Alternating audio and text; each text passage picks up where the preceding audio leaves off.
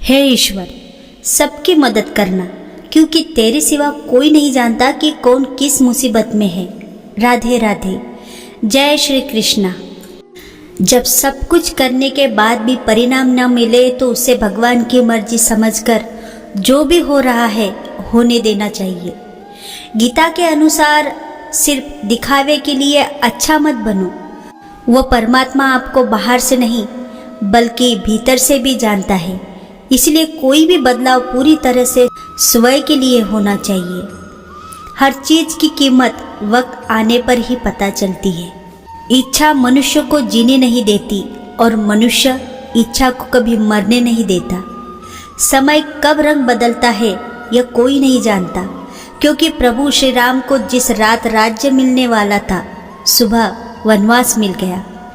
ईश्वर के दो निवास स्थान है, पहला वैकुंठ में और दूसरा नम्र और कृतज्ञ हृदय में। सिर्फ साथी ही नहीं, सारथी ही होना चाहिए। अभिमान होना चाहिए कि मुझे किसी की जरूरत नहीं पड़ेगी, और यह वहम भी नहीं होना चाहिए कि सबको मेरी जरूरत पड़ेगी। कभी यह सोचकर कमजोर मत पड़ना कि आप अकेले हो, बल्कि यह सोचकर हमेशा डटे रहना कि आप अकेले ही काफी हो। हमेशा हंसते रहिए, चाहे कितनी भी बड़ी परेशानी क्यों ना हो। मुस्कुराते रहिए। एक दिन जिंदगी भी आपको परेशान करते करते थक जाएंगी।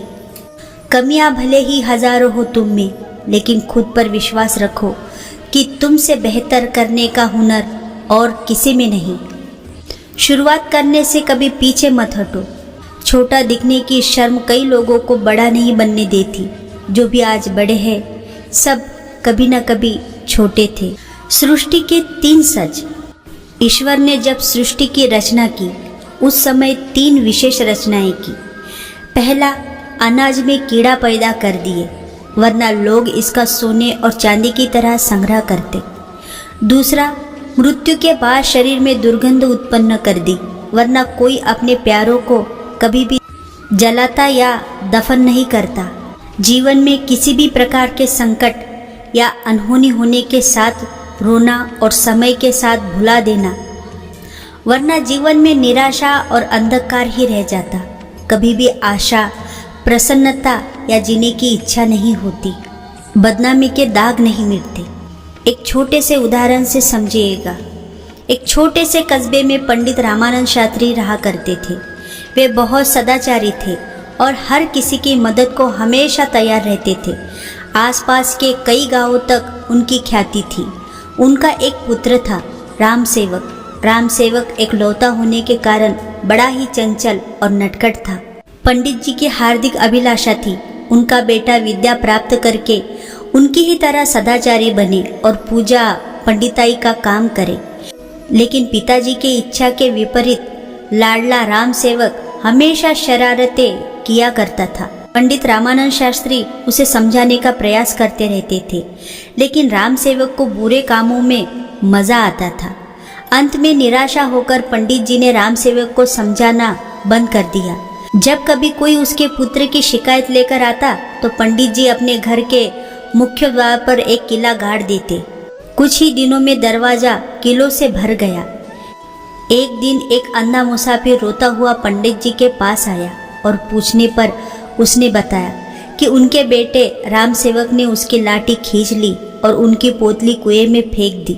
यह सुनकर पंडित जी को दुख हुआ। उन्होंने दरवाजा की ओर देखा। उसके केवल एक आखिरी कील के लिए जगह बची थी। पंडित जी ने उसे अंधे मुसाफिर से माफ़ी मांगकर उसे रवाना किया और कील हथौड़ा लेकर दरवाजे पर जैसे ही कील ठोकनी शुरू की, उसी समय राम सेवक वहाँ आ पहुँचा। उसने पिताजी से पूछा, पिताजी आप ये क्या कर रहे हैं? पंडित जी उदास मन से बोल उठे, बेटा मैं तेरे किए गए दुष्कर्मों की गिनती कर रहा हूँ।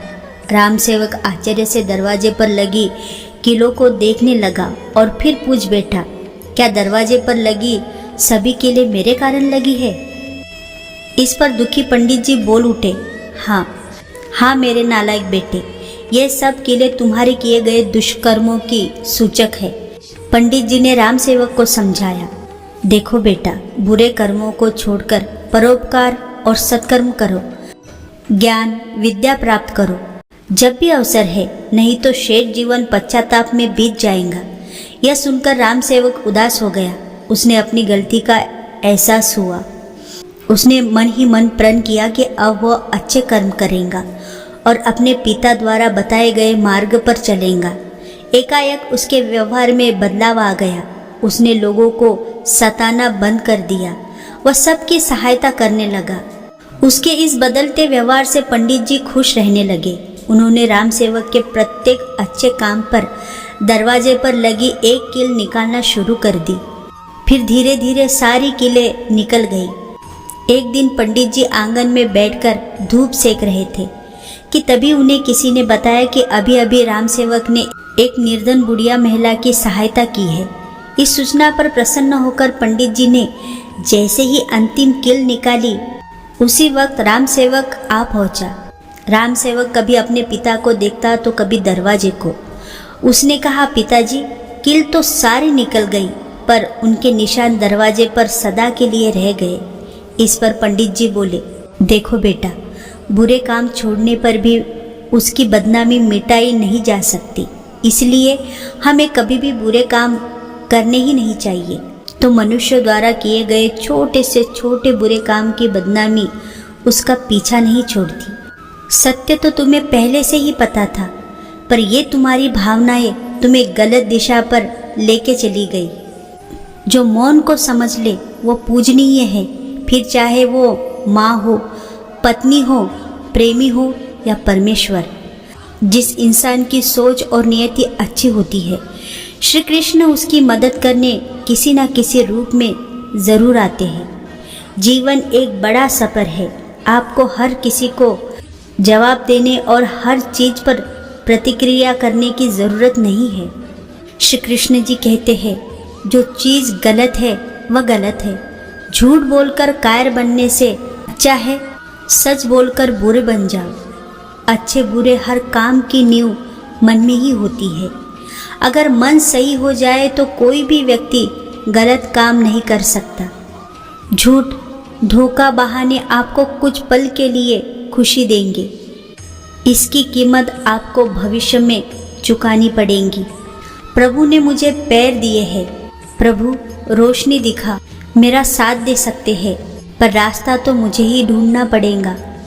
लोग विश्वास दिलाने के बाद आखिरी वक्त पर धोखा दे देते हैं, इसलिए किसी पर आग बंद कर भरोसा मत करो। दुनिया में सबसे खुश वो लोग हैं जो वह जान चुके हैं कि दूसरों से किसी भी प्रकार की उम्मीद रखना व्यर्थ है।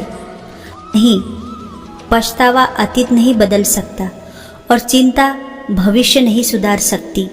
इसलिए वर्तमान का आनंद लेना ही जीवन का सच्चा सुख है।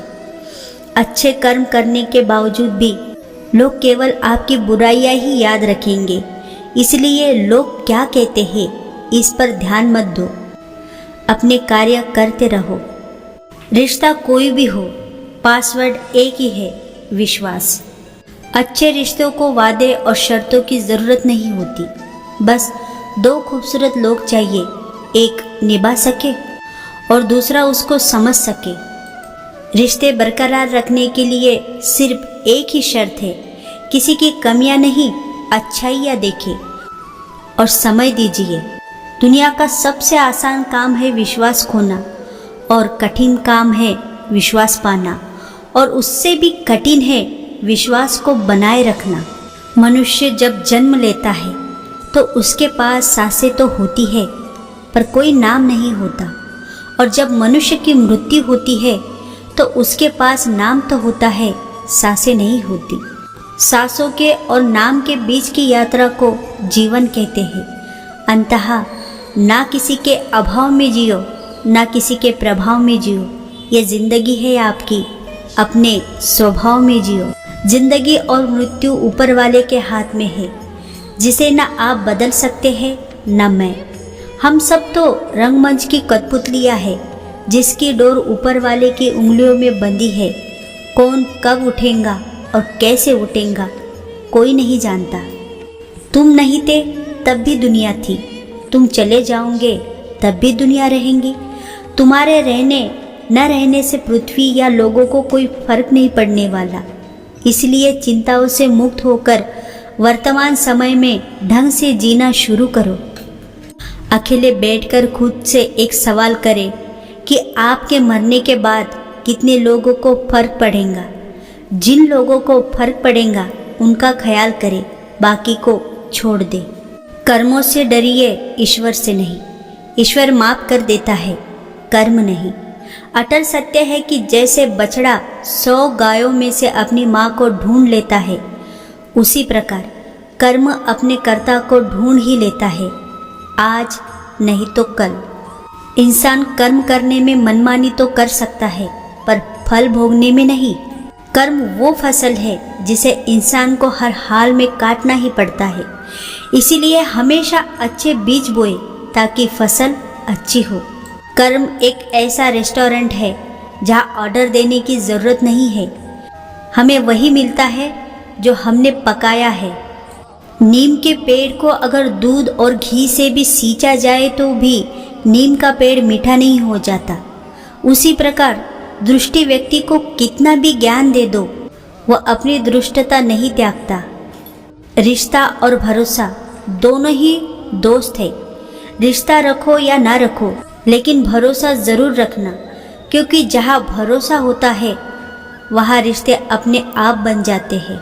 जो मन को अपने वश में नहीं करते, उनके लिए मन शत्रु के समान कार्य करता है। जो बदला जा सके उसे बदलिए, जो बदला ना जा सके उसे स्वीकार कीजिए, जो स्वीकारा ना जा सके उससे दूर हो जाइए, लेकिन खुद को खुश रखिए, क्योंकि वह भी एक बड़ी जिम्मेदारी है। विचार बहता हुआ पानी है, यदि इसमें आप गंदगी मिलाएंगे तो वो नाला बन जाएगा, और सुगंध मिलाएंगे तो फिर वही गंगा जल कहलाएगा। कोशिश करो जिंदगी का हर लम्हा अच्छे से गुजरे, क्योंकि ज़िंदगी रहे ना रहे मगर अच्छी यादें हमेशा जिंदा रहती है। राधे राधे, जय श्री कृष्ण।